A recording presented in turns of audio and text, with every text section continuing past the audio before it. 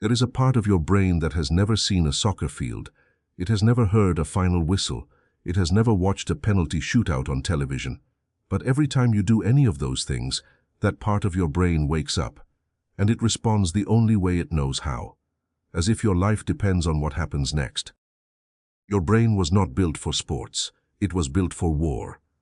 And the fact that it cannot always tell the difference between the two is one of the most important things you can understand about yourself. Go back 200,000 years. Your ancestors lived in a world where the line between competition and survival was not a line at all. It was the same thing.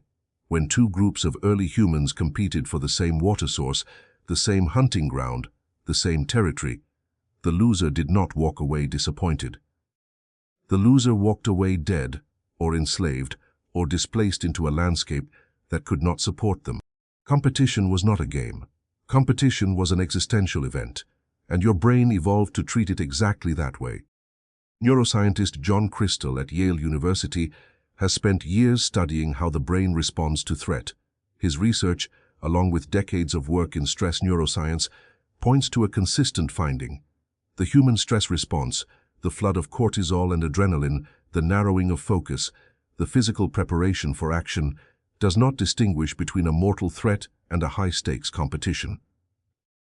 The body prepares identically. Heart rate rises, muscles prime, attention sharpens. The ancient machinery activates regardless of whether the threat is a rival army or a rival team. Your body prepares for war, even when you are just watching. Now here is where your species did something extraordinary.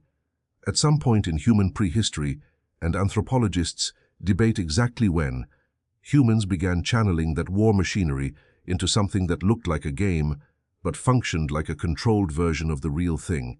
Not to replace war, but to practice for it, to rehearse the skills, the cooperation, the tactics, the mental endurance that actual conflict required inside a container that would not destroy the group if the outcome went wrong. Anthropologist David Sansone at the University of Illinois has argued that sport, at its core, is a ritualized form of the hunt, the tracking of a moving target, the coordination of a group around a shared objective, the physical and mental endurance required to sustain effort under pressure.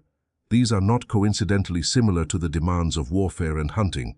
They are the same demands, repackaged inside boundaries that everyone agreed to in advance. The game was always a simulation, a training ground for the real thing.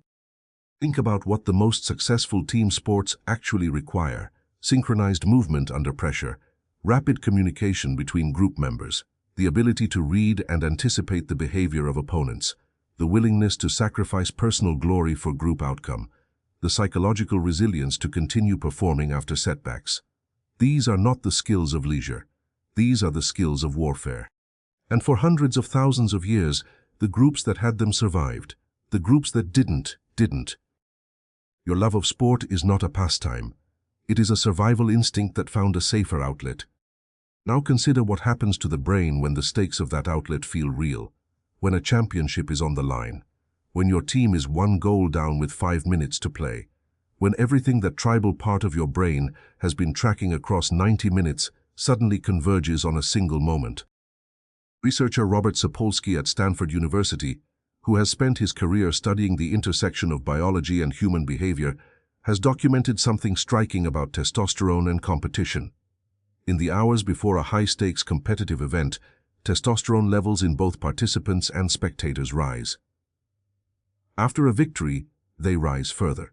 After a defeat, they fall, sometimes sharply. The biological response is not metaphorical. It is the same hormonal cascade your ancestors experienced before, during, and after actual combat. You are not just watching a game. Your endocrine system is fighting a war.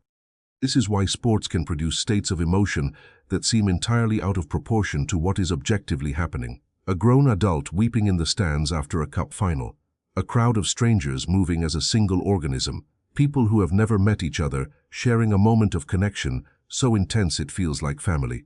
Because the part of the brain generating these responses does not process cup final and battle differently.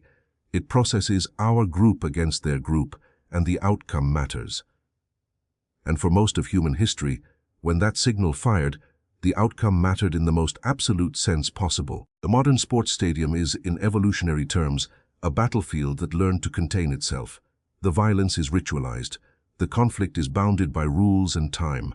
The consequences are symbolic rather than lethal. But the brain sitting in the stands, watching, has not received this update.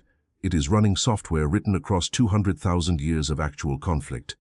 And that software still responds to a last-minute goal the way it once responded to a victory in battle, with a full-body flood of relief, triumph, and biological reward. Consider the language we use to talk about sports. We talk about campaigns, not seasons. We talk about battles, not matches. We talk about warriors, not athletes.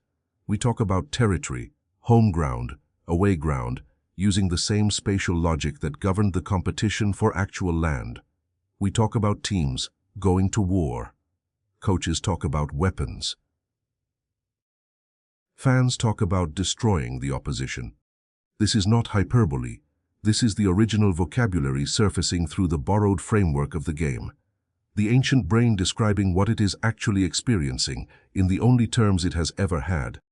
Evolutionary psychologist David Buller has argued that one reason sport became so culturally universal, appearing in every human civilization that has ever existed, from ancient Mesoamerica to medieval China to contemporary Europe, is precisely because it activates cognitive and emotional systems that were built for something much older and much more serious.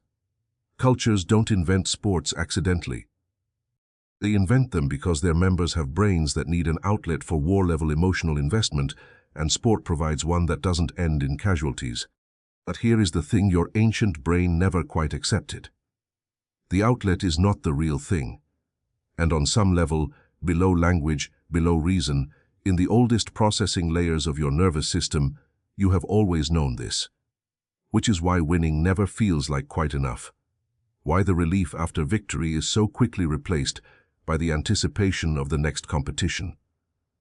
Why fandom is not a phase but a permanent state, because the part of your brain driving this need was built for a world in which the competition never stopped, in which the next threat was always coming, in which the group that relaxed after victory was the group that got caught off guard by what came next.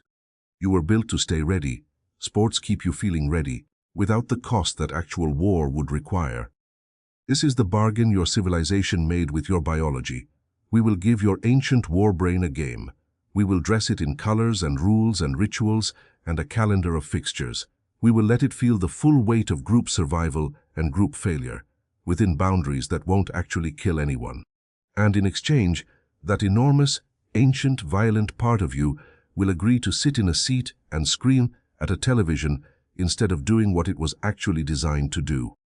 Most of the time, the deal holds. The game is enough. The tribal brain accepts the simulation as a reasonable substitute for the real thing, at least for 90 minutes. And then the whistle blows, and you go home.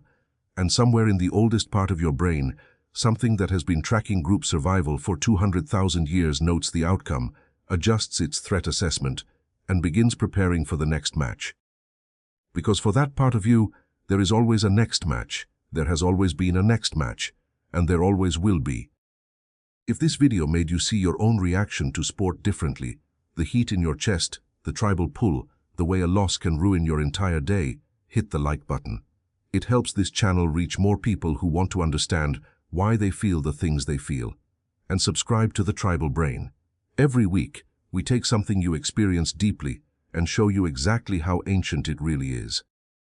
The next video might explain something about you that you've never been able to put into words. Don't miss it.